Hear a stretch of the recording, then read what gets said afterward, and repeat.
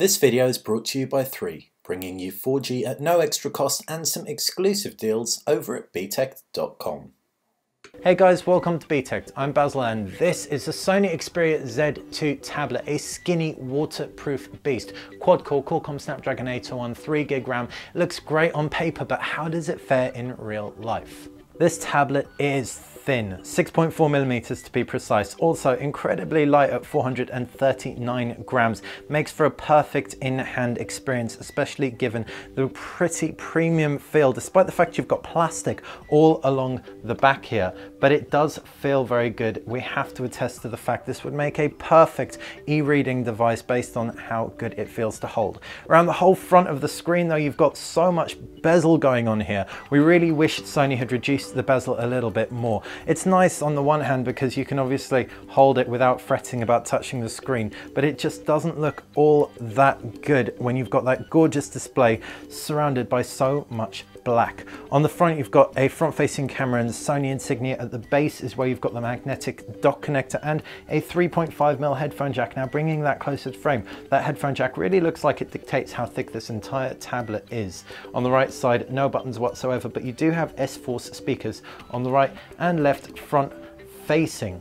On the left hand side of the actual tab is a volume rocker and a power button, while up at the top is an infrared blaster, noise cancelling microphone, because this works with the noise cancelling headphones the Xperia Z2 ships with, as well as micro USB port, and that's for data and charging obviously. A micro SD card slot, and if you've got the 4G version, it'll be a micro SIM slot in there as well. Now these are under flaps because this tablet is obviously waterproof in true Sony Xperia style. Flipping it around and you've got that 8-megapixel rear facing camera, an NFC contact point, and that Sony insignia. So all in all, design, huge thumbs up for in-hand experience, although those bezels we could have really done without. Moving on to the display, and Sony has upped its game. You can see between 1 and 2% white, you can actually differentiate the two. This thing gets very, very bright and it looks very good. Colors incredibly punchy as well. Now, in terms of resolution, it's still that full HD panel, so not quite the 300 ppi res we're used to seeing from flagship tablets, but that shouldn't be too problematic for videos and games as well. Sony's included a shed load of pictures on here to just illustrate exactly what you can expect, and I have to say we're really impressed. We really enjoyed using this as a multimedia device. The front-facing speakers are awesome. We'll come on to how good it is as a video player later, but that screen doesn't detract too much. You can also use it pretty comfortably for things like reading as well. And you won't have too many issues at all. You can immediately see, if we bring that text closer into frame, it looks really good. So if you read a lot of ebooks, you might benefit from a slightly sharper 2560 by 1600 screen, but for most purposes, this will be amply good. And on top of that, the actual quality of the display is significantly improved over its predecessor.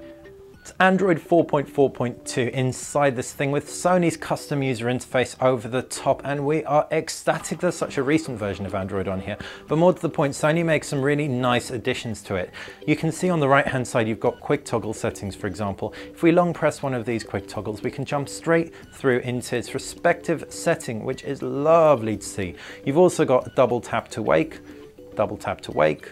and you've got Smart Stay, or Sony's take on it, which is Samsung's tech that keeps the screen on so long as you're looking at it. The double tap to wake is genius because this is a fiddly little power button. We don't want to press the power button on a tablet, and when this thing is on a surface, all it takes is a double tap to check things like notifications and the time. As for the Smart Stay-esque feature, we really could take it or leave it. The key UI elements are pretty traditional Android. You've got variable home screens. You can add widgets and applications to them, pinch through, and you can see you've got widgets, applications, wallpapers, and themes. You can jump into the applications tray, for example, like so, and on the left-hand side, you can quickly sort your apps in various ways and access apps through Sony Select or the Google Play Store. Jumping out of that and back to the home, if we pinch out, we can also change our theme. You might see we've got quite a funky theme there, but we can swap it out, for example, to our Spider-Man theme, which you can download, and it does so very quickly. And swapping out again, we can revert back to our tri-flat theme. And these are all themes that work with Sony's UI. You don't need to install a launcher on here, but you can. You can install a launcher on here, and obviously you can install things like custom keyboards. That's one of the joys of Android in general. As far as multimedia goes, the Xperia Z2 Tablet is on point for enjoying multimedia, but not so good for creating it. What do we mean? Well, the video application, for example, is going to play back movies incredibly well. The audio experience from the tablet is much improved over the predecessor. You can hear that's very, very loud. Not quite as on point as the HTC One M8. It doesn't quite have the levels of clarity, but you're probably going to be plugging in cans if you're watching a movie. So this is perfect for YouTube clips and the occasional song. You've also got, like we said, that gorgeous screen, which shows off your photos beautifully. Now just don't take photos on this thing, because the 8-megapixel camera around the back is pretty terrible. How do we mean it's terrible? Well, we can actually just pinch out and show you.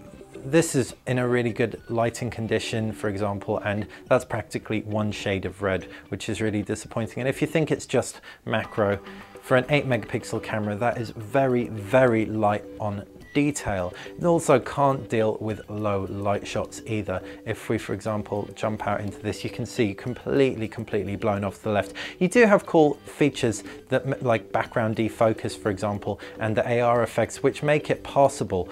And indeed, if you do want to play around with the special effects, you might actually even get a half decent picture out of this thing, but you really will need to tinker with it loads before you're able to do that. So basically, don't get this thing for its camera. Gaming though is awesome on here, but thanks to the fact it's really lightweight, and obviously you've got access to the Google Play Store, you can download loads and loads of games and they will look and feel stupendous. The Qualcomm Snapdragon 801 processor and 3 gig of RAM powers through every game that we threw at it, and we really enjoyed a variety of games on here, from beat 'em ups right through to things like Crazy Taxi.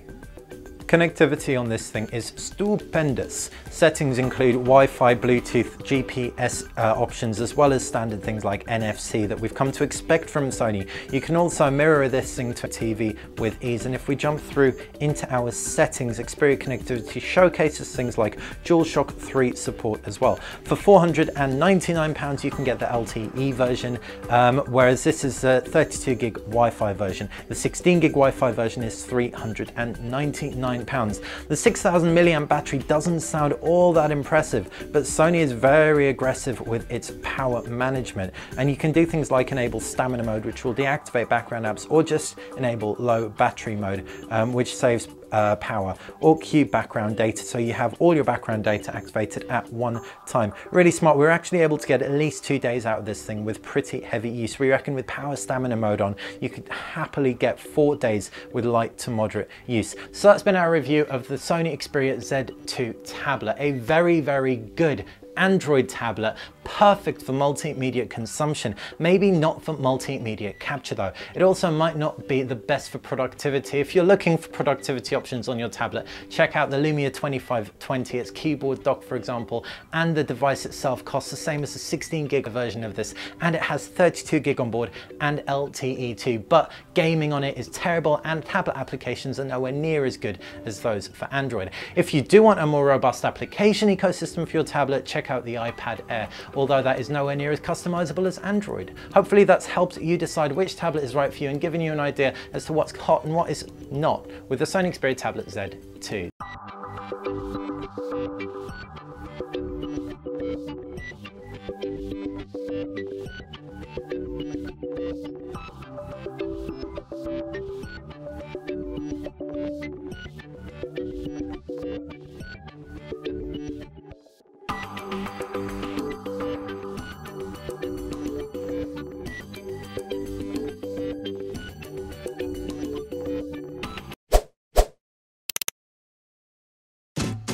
At the top of the screen is where you can find 3 hand-picked videos for your viewing pleasure. On the left is where you can subscribe, and on the right hand side you can find some exclusive deals if you head over to btect.com.